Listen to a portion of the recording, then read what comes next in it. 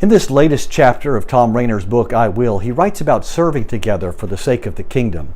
We've now made it to chapter 4 in the book.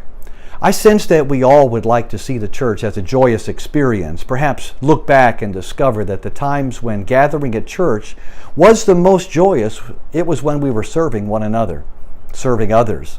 There's just something about getting beyond ourselves and looking out for others that brings joy. But we can't forget about the motivation behind our service.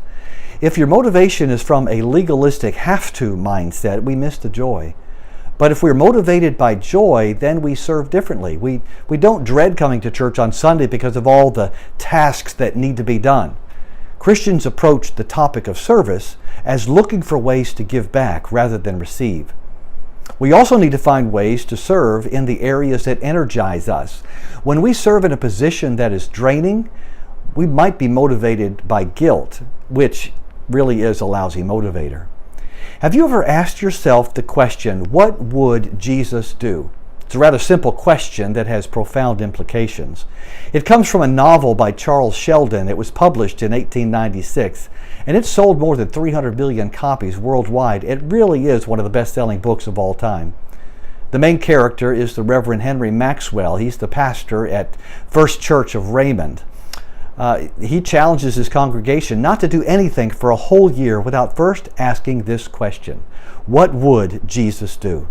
The book is revolutionary, and there was even a comeback in the 80s with WWJD. The question forces us to reconsider what it really means to be a follower of Jesus. Imagine the entire family of faith asking that very question every Sunday. The nursery has more kids and families than usual. What would Jesus do? The trash can on Wednesday night supper is full. What would Jesus do? Somebody dropped some trash on the hallway floor. What would Jesus do? There's a coffee spill in my classroom. What would Jesus do? There's a benevolence offering at church today. What would Jesus do? They need a teacher in the first and second grade. What would Jesus do? The world has always taught us to look out for number one and to put ourselves first, but in God's kingdom, we put the needs of others ahead of our own. Just take a look at the Philippian church. The letter was written to them, and it's called the Epistle of Joy, and for good reason. True joy comes from having the attitude of Jesus.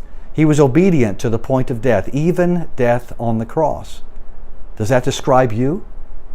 Obedient to death? Paul challenges the Philippians and us to not put our own interest ahead of others.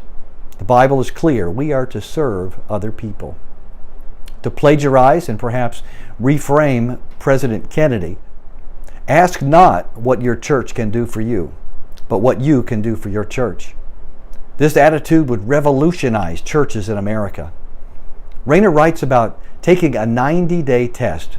Will members commit to two things? For the next 90 days, ask nothing from your church and don't complain about anything. On top of that, would people commit to serving somewhere, inside or outside the church, for 2 hours a week? Writing letters to military or deployed families. Pick up trash in the neighborhood or at the local park. Landscape around the church or the local school. My neighbor has a tree on her fence. What would Jesus do? Paint or fix something in the church. Volunteer for Awana or volunteer in the preschool. There's so many different areas. What if only half of the church would make such a commitment? I don't want you to be discouraged, because even at 50%, we can start a service revolution. And you don't have to do this alone. Why not encourage groups to serve together? You would then develop a powerful ministry in the community and in the congregation as you serve in your group. What if others don't join me in this service revolution? I challenge you to stick with it anyway and be a positive example of obedience to those who are not yet on board.